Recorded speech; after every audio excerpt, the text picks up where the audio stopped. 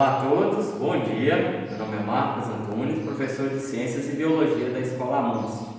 Pessoal, nós continuaremos a respeito das teorias evolutivas que veio surgindo ao decorrer dos séculos para a explicação de como os seres vivos evoluem.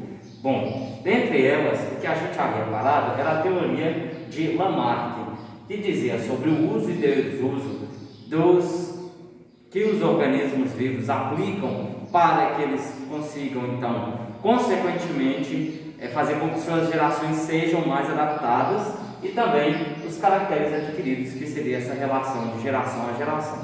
Bom, o uso e desuso, o que seria isso na aplicabilidade? Seria um órgão que, quanto mais eu faço o uso desse órgão, mais ele se evolui. Quanto menos eu faço o uso desse órgão, ele se atrofia. Então, essas são as aplicações da lei do uso e desuso. Quanto mais eu uso alguma coisa, mais ela será desenvolvida. Quanto menos eu uso, mais ela será perdida. E assim eu tenho os caracteres adquiridos, que essas características passariam de geração a geração.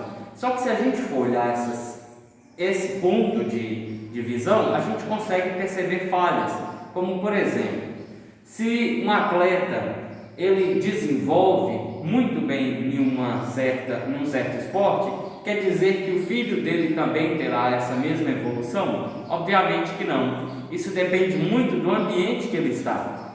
E essas características elas não são passadas numa geração posterior à outra, mas sim ao longo de várias gerações. Pode ser que uma característica que está ali presente há milhares de anos seja percebida somente numa geração muito mais à frente. E essa é o que a lei dos caracteres adquiridos vai pregar para que essa evolução aconteça.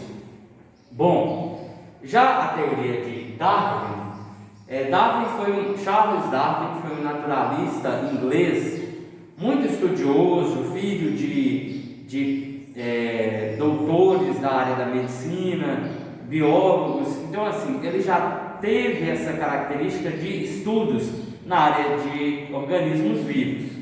Bom, ele não se influenciou muito pela religião. A própria religião o contestava por ele aplicar leis ou falar situações que não seria na linha da perspectiva religiosa. Então, Darwin ele era um cara que queria estudar muito por fora da religião, por isso que ele foi tão contestado na época. Ele era um cara rico, ele podia fazer tudo o que ele podia, porque tinha ali sua genealogia muito rica, pais estudados, então ele tinha essas condições. Só que ele se opunha às leis cristãs e religiosas da época. Mas ele propôs então a teoria da evolução, que defende a adaptação e seleção natural, resumidamente.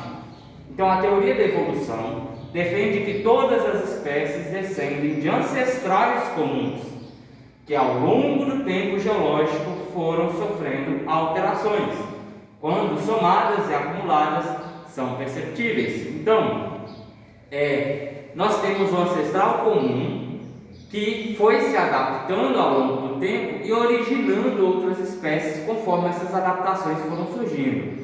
Pode ser que umas espécies deixaram de existir e outras não, somente se especializaram em algumas funções.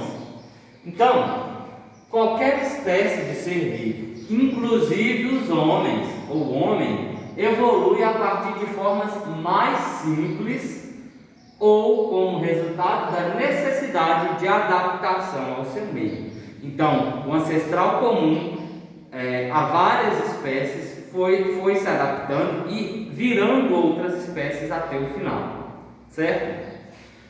Durante esses 20 anos que Darwin esteve na pesquisa, ele reuniu várias teorias e vários objetos, várias partes de organismos, vários organismos empalhados, para que ele pudesse, então, concretizar a sua lei.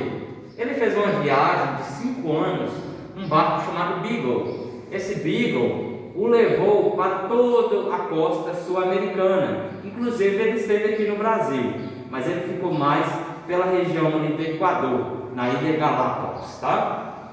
E aí, seguindo um pouco dessa linha, a gente consegue explicar os primatas, segundo a teoria de Darwin. Diz o seguinte: nós, cai o queixo aí, nós não viemos do macaco, nós viemos de um ancestral comum ao macaco. Como assim?